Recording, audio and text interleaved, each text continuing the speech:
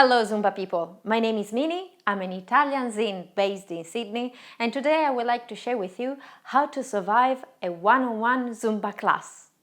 Is that a thing? Yep, it happens more often than you think. You might be teaching at a brand new gym and they still have to grow their numbers. Or it might be a new class that has just been added to the timetable and members still don't know that you're teaching Zumba at that time.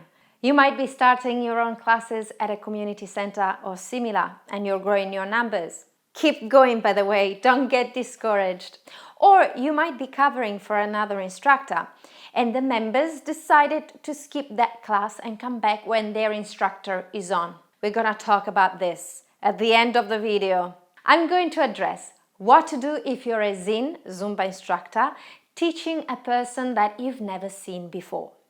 What to do if you're a Zin teaching someone you know.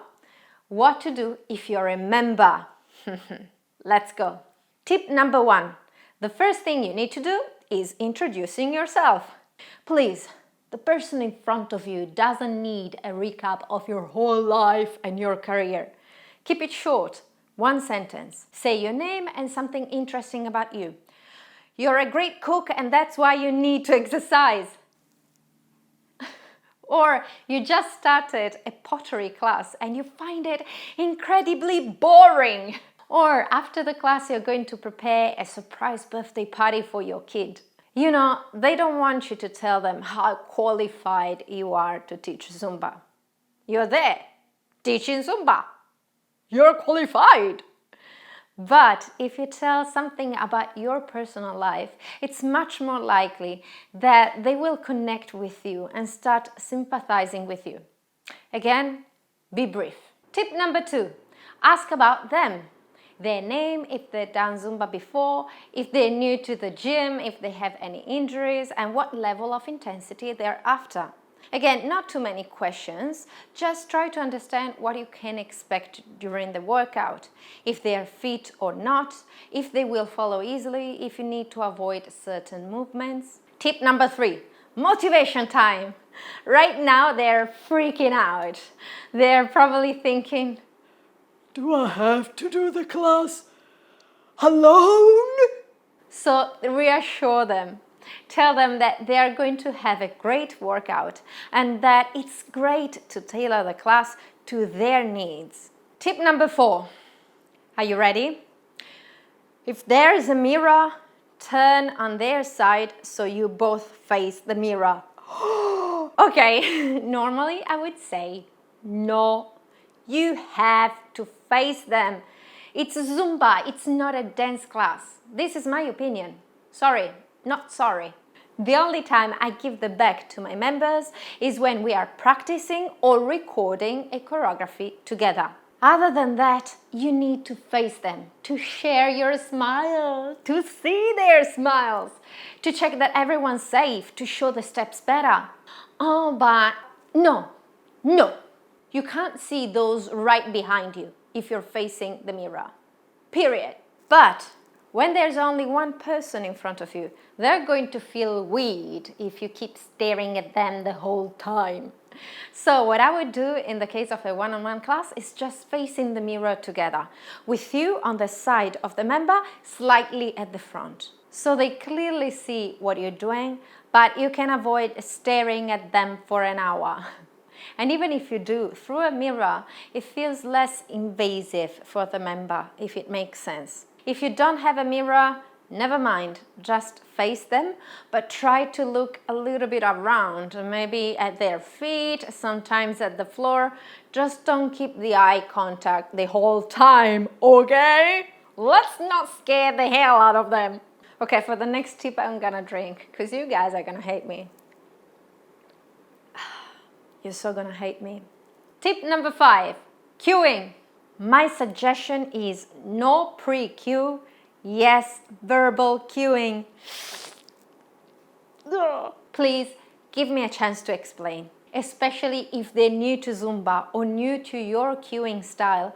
Pre-cueing a step, which basically means showing the step a couple of beats before it actually starts, It's just more confusing. Let them get used to the idea that Zumba steps match the sections of the song.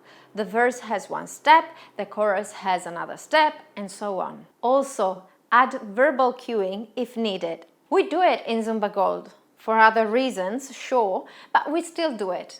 It can be something like, now we add the arms, or let's repeat the step, or and turn. Look, at the end of the day, cueing is supposed to make things easier and clearer for the participants. If you have only one participant and you see that saying what comes next helps them, I would do it. Sue me! Tip number 6. Remove the sexy moves. I'm not trying to rain on your parade. I'm not. But you have a stranger in front of you who's trying to replicate what you're doing. And some people don't feel comfortable in doing sexy moves. And that's okay. Just add a little bit of cheekiness to a step and see how they react. If they're not cheeky at all, forget about being sexy. Remember, the class is not about you. It's about them. Tip number 7. Start very basic and simplify even more if needed. Imagine you feel very uncoordinated. You only dance on special occasions and you don't feel completely at ease in your body. Sometimes you can do a step with your left foot, but forget about doing it with the right. And after showing you the step, once your instructor starts moving the arms all around, and they move their hips and the shoulders, and they twerk, and they look at you, and they expect you to do the same. It's a nightmare! Why?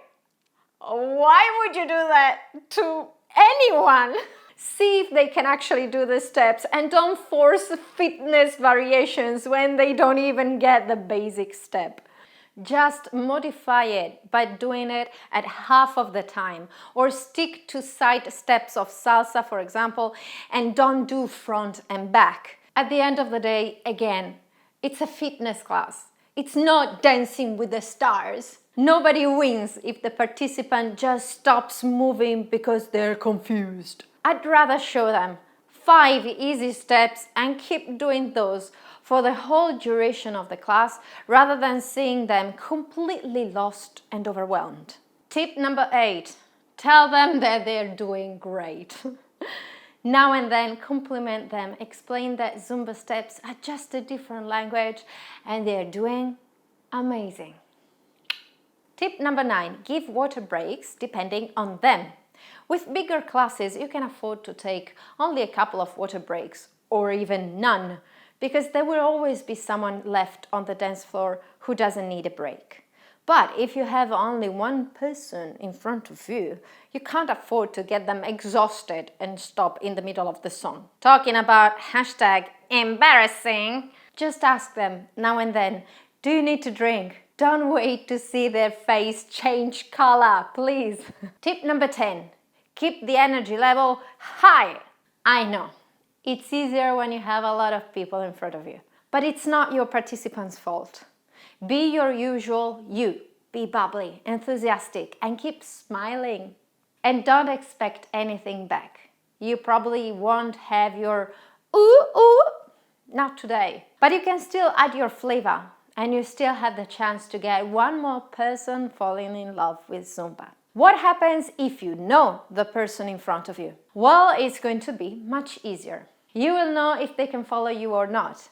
You will know their fitness level, how many breaks they need, if they do sexy moves, and you can use your normal cueing. Now, let's swap perspective. How do you survive a one-on-one Zumba class as a participant? Well, first of all, your instructor might feel even more embarrassed than you. They would love to show you big numbers, a class full of people, and they're probably sad because you won't experience the full craziness of a Zumba community. So please, give them a chance. Also, your instructor is not judging you. I'm serious. They are trying to figure out your level, your needs, to see if you can follow the steps. They want to give you the best class possible. That's all they have in mind. Finally, ask. Just ask, because you're not disrupting the class. You are the class. If you need a break, tell them. If you need to slow down, tell them. That's the great benefit of having a one-on-one class. Guys, that's all for me today. Please don't leave me hanging like an instructor with no class.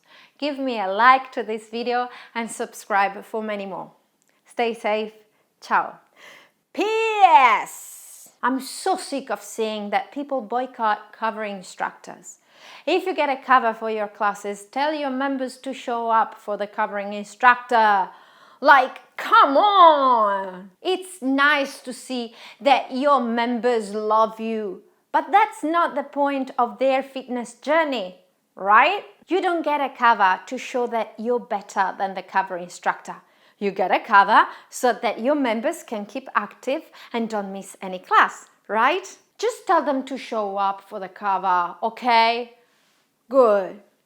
Ciao. Oh my God, you guys. I'm nailing it today. I'm telling you guys, I'm not gonna have any end of the videos, bloopers. Not one blooper. I'm also gonna put the air conditioning today because I'm hot. I'm nailing it. Keep it coming, keep it coming. Where are we?